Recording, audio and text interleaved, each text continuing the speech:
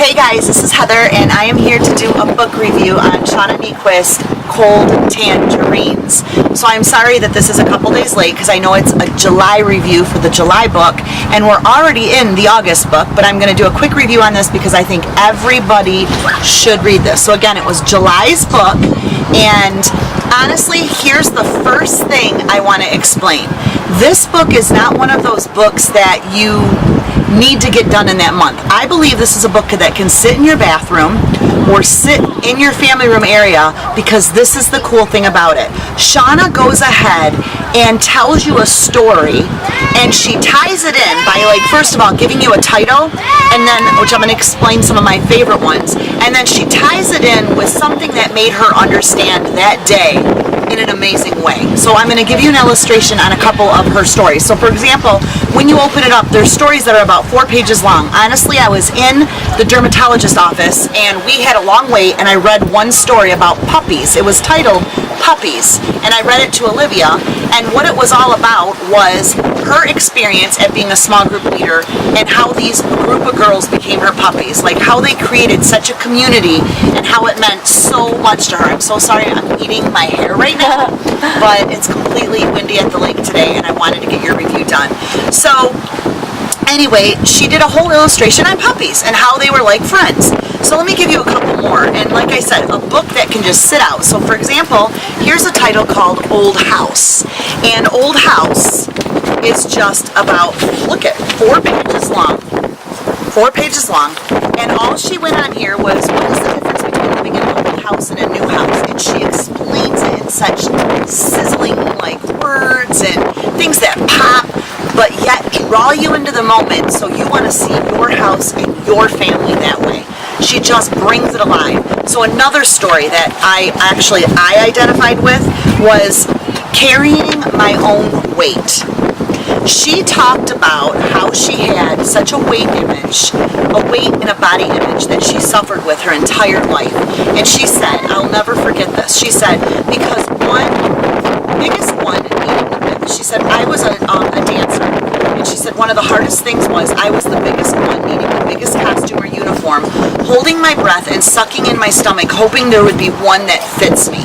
And she said all of her other friends that were around her would get dressed, everybody would look cute, and she would sit there getting dressed. Always, it was a blistering, painful, exacerbating affair. And she said it would constantly make her look at herself in the mirror and struggle.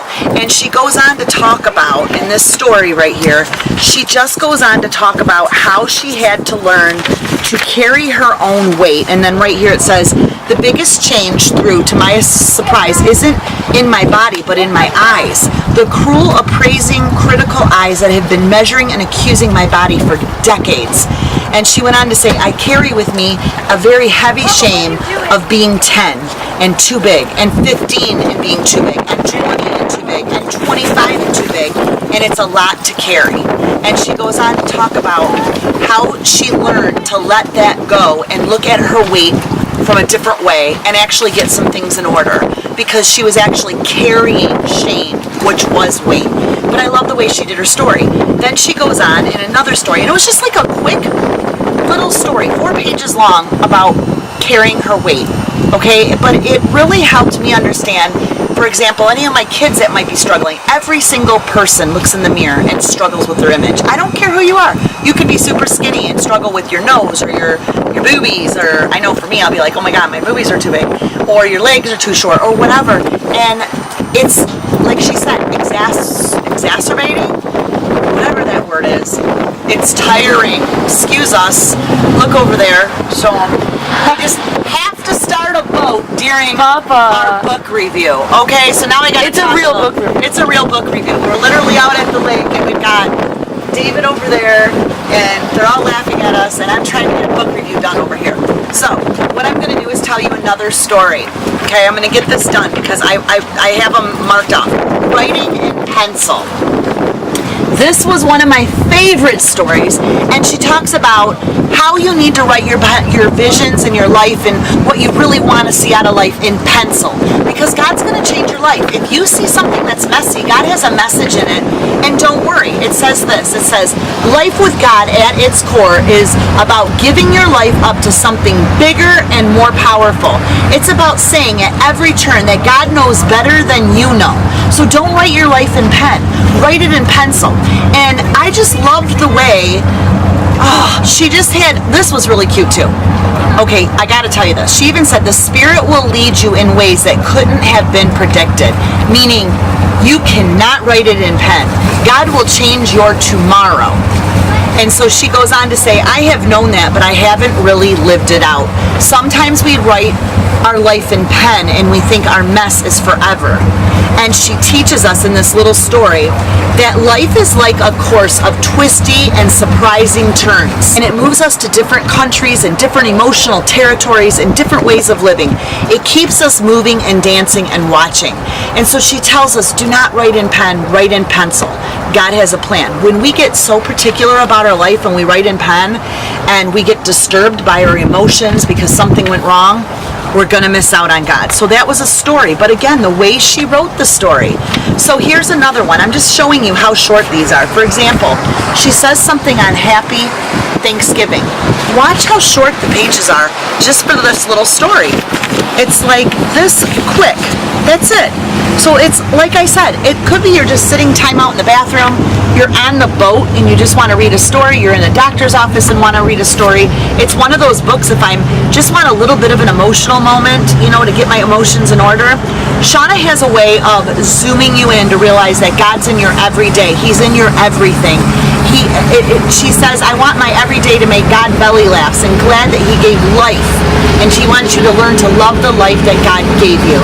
So Cold Tangerine, lastly, is a collection of stories about God and about life and about the thousands of daily ways in which our awesome God is aware and wants to bring changes and infuse you with His goodness. But our eyes have to be open to what God's doing.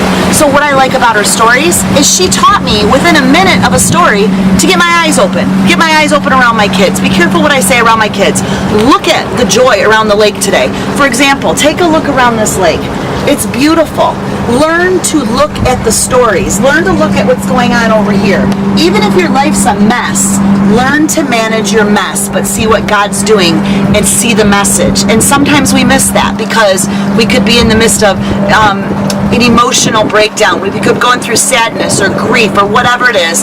She teaches us how to look at change, how to breathe in and break down. So it's a book that I think everybody should have. Kids should read it. I even pulled out a couple stories that I think my daughters would identify with, and I said, here, you're going to the bathroom, you're in the car, I want you to read this story. It'll take you 5 minutes. So it's one of those books. Love Shauna. Grab this book. I think everybody should have it. Take it to your lake house. Take it on the beach. Take it on the plane. It's that kind of book. You can always have it. And we are starting our August read. And right here is our August book. So I'm hoping that you got Traveling Mercies. I'm starting now, and the book review for that will be the last week of August. So happy reading, and thanks for joining Heather's HB Book Club. Bye-bye, guys.